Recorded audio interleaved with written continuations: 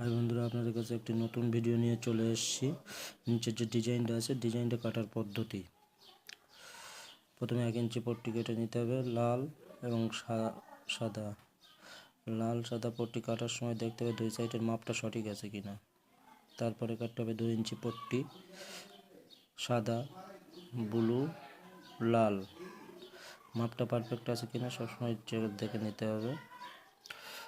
আর পালমা করতে হবে 6 পাট্টা ডায়মন্ডের।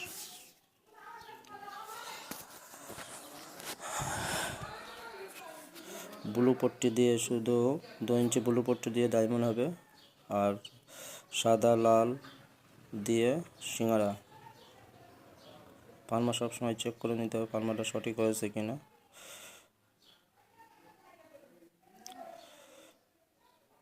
ভিডিও ভালো লাগলে লাইক, কমেন্ট, শেয়ার করবেন অবশ্যই।